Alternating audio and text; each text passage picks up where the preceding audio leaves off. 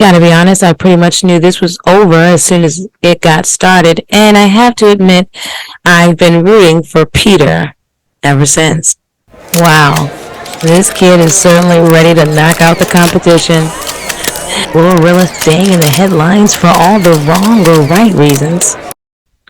NENE Leaks addresses her son's gay rumors from TikTok video in Breakfast Club debut. All that and more on this week's edition of Celebrity Digest Weekly.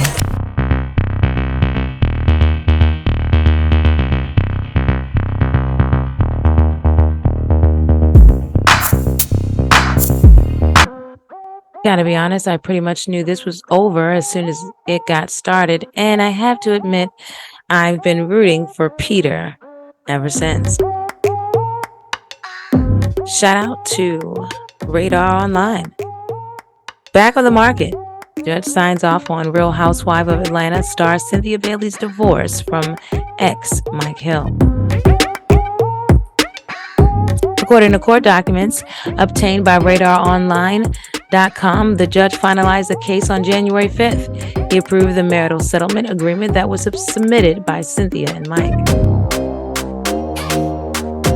Further, the order read, Cynthia and Mike in the future shall be held and considered as separate and distinct persons, altogether uncontested by any nuptial union or civil contract whatsoever, and both shall have the right to remarry. As RadarOnline.com first reported, Cynthia filed for divorce from Mike in December. The Bravo star said the marriage was irretrievably broken, and there was no chance for a reconciliation. At the time of the filing, Cynthia told Radar Online the reasoning of her separation and pending divorce is a mutual based upon irreconcilable differences. I have never accused Mike of any inappropriate adulterous actions. We are and always will be friends and wish each other well. The court documents reveal the couple did not share bank accounts or even file taxes together. They agreed to keep their separate property, including the homes they own. Well, certainly sounds like she learned from the first go-round with Peter, and she's ready for a second. In other news, punk sure seems to be in again. I was snooping around Krishan Rock's page on YouTube, and I noticed a couple of comments. Many were expressing their love of Krishan's voice and wanting her to explore some punk. Well, speaking of Doja Cat, I want to explore raw, unfiltered, hardcore punk.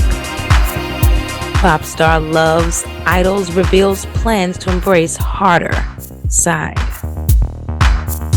Doja Cat already went new metal in 2020. She rocked the MTV European Music Awards with a high-octane head-banging performance of her hit Say So. Backed by Animal Face guitarist, now the pop star has revealed her plans to go hardcore punk.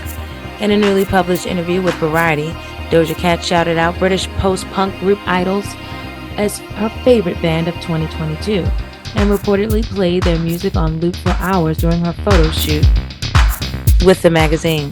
Then during a discussion about genres, she opened up about her plans, saying, first, I wasn't going to tell you, but I'll just tell you now because not talking about it is making me annoyed.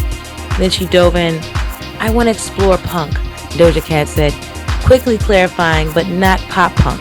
I feel like we have enough pop punk artists right now. And if there needs to be more, then let there be more. But I don't think I'm the one to do it. I want to explore more of a raw, unfiltered, hardcore punk sort of thing.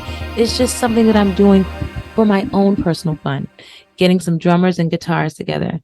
And I don't even know if that's going to make it out there. For what it's worth, we 100% hope the results do make it out there, and we suggest Turnstill's Daniel Fang and Knocked Loose Isaac Hale as possible collaborators, making this fucking happen universe. Well, I don't know much about punk, but I do know Doja Cat is pretty fucking talented. In other news, Glorilla staying in the headlines for all the wrong or right reasons. This week, Glorilla features a new song, Internet Trolls, amidst Illuminati claims. In the small amount of time Glorilla has been pop star, and she's already gone through quite the salacious rumors, with our most recent reporting of bad business deals.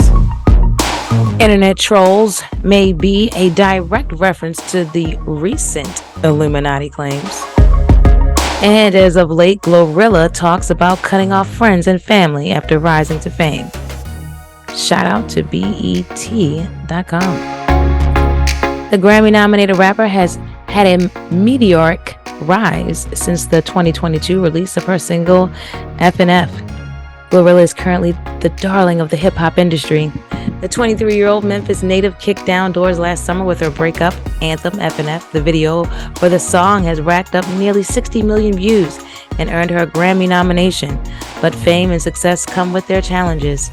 In a new interview with The Cut, the rapper said that she has had to cut off some of her old friends and family members on her meteoric rise.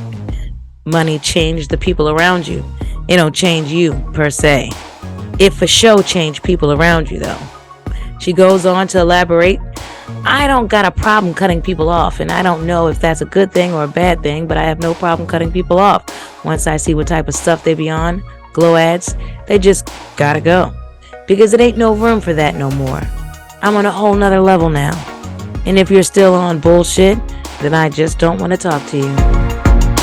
The rapper, born Glorilla Hallelujah Woods, she also offered The Cut more insight into her life, including sharing she is the 8th of 10 children and was homeschooled until the 5th grade. A normal kid would have liked it, she says, explaining that her family lived on the same street as an elementary and middle school. So when the kids used to get out of school, I used to just look out the window and look at all the kids walking down the street, going home after school, and they just looked so happy. Ultimately, she found her way to music studios by the time she was in high school. She has gone on to win the Best Breakthrough Hip Hop Artist Award at the 2022 BET Hip Hop Awards, where she dazzled the crowd with her performance. She is also nominated for the Best Rap Performance for F&F. But Will is up against fellow nominees Kendrick Lamar for The Heart Part 5, Doja Cat for Vegas, Gunna and Future featuring Young Thug, Pushin' P, and God Did by DJ Khaled featuring Rick Ross, Lil Wayne, Jay-Z, John Legend, and Friday. It seems quite ironic that Glow would be so adamant about cutting off the organic people that she's acquired in her life, and yet she's so open to let in The Cut. Well, be careful in that knife drawer. In other news. Wow, this kid is certainly ready to knock out the competition. Shout out to Afrotech.com. Black-owned Zeusnetwork lands exclusive global distribution rights to forthcoming Floyd Mayweather fight. The main event, according to a press release, the Black-owned network has officially inked exclusive distribution rights to Floyd Mayweather's forthcoming fight against Aaron the Joker Chalmers. I'm excited to partner with the Zeusnetwork for my exhibition fight, said Mayweather in an official statement.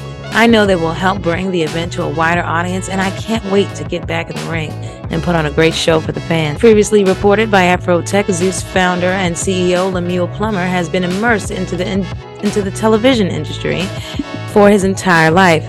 In fact, his parents own 3 television studios in the city of Detroit. I think my upbringing played a huge role in the space I'm currently in, said Plummer. I learned a lot from my parents and other folks who worked for the network, and that really kind of helped mold me into becoming interested in creating and launching my own network. Now, after funding the network solely on his own, Plummer continues to see success with Zeus. We are thrilled to be working with Floyd Mayweather for the exhibition fight. His talent and skill in the ring are unmatched, and we can't wait to bring this event to our Zeus fans around the world, said Plummer. Continued elevation. Thanks to the new deal, the Zeus Network will work closely alongside Mayweather and High Roller Entertainment to bring awareness to the fight across various media channels.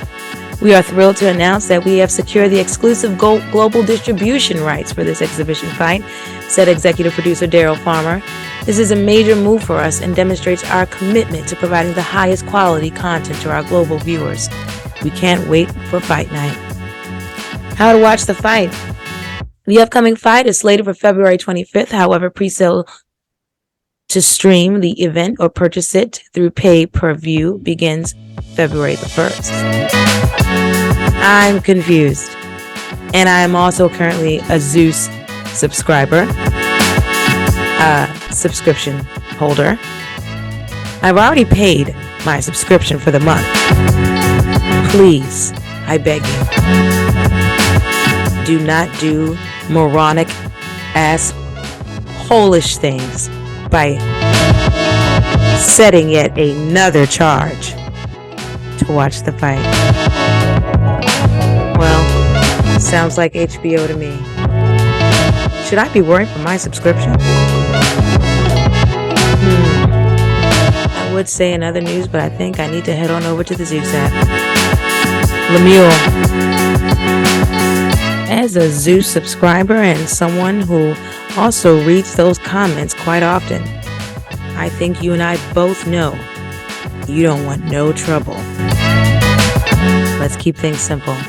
Love Neighbor. Neighbor.com lets me rent out the space I don't use to neighbors who need storage. For example, I get paid to let my neighbor store his boat on the side of my house. He saves money while I make money. Not only is it free to list, it's hassle-free, with all payments going straight to your bank account. You can cancel any month you want, and you decide who rents your space, how much they pay, and when they come by. People love Neighbor. You'd love Neighbor too if you made hundreds of dollars a month. So if you have space or like making free money, then go to neighbor.com or search Neighbor Storage on the App Store to start making money.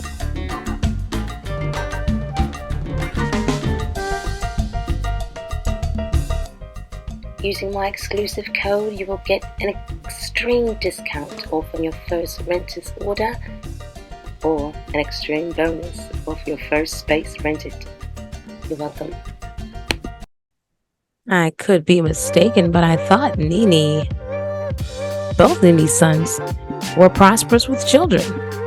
Maybe that doesn't make any difference nowadays. In any event, NENE leaks addresses her son's gay rumors from TikTok video in Breakfast Club debut. Shout out to hiphopvibe.com.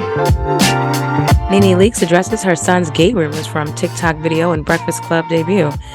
NENE Leakes follows Lala Anthony as a guest host on The Breakfast Club this week. Last week, NENE's son Brent Leakes dominated headlines when people thought he came out on TikTok. For the past few days, this has been all the talk on social media. As a result, NENE made this first topic of discussion when she joined The Breakfast Club as a guest host. NENE Leakes rose to fame 15 years ago on The Real Housewives of Atlanta. In 2015, Leakes left the show and made a brief return in 2016. After that, she made a permanent return to the show. However, a heated moment with production and the other ladies led to NENE Leakes leaving ROA a final time in 2019. This time, she says she won't return. NENE Leakes is the second guest host for The Breakfast Club. After Lala Anthony, the show is looking for a female third host to replace Angela Yee, who left the show at the end of last year. In her first episode, NENE addressed her son Brent Leakes' TikTok video. She said it was a joke and people were asking her about him being gay. Leakes said Brent made it clear he's not, but she said she would support him if he was, because it's all about his happiness. And I'm sure you can find that episode of The Breakfast Club here on YouTube. I don't know. Let's check out the TikTok video. Perhaps I can make a decision there. Okay. Alright, guys. I'm gonna say I don't smell any smoke, don't see any fire. And I think, as a matter of fact, he could have done a little better. In other news,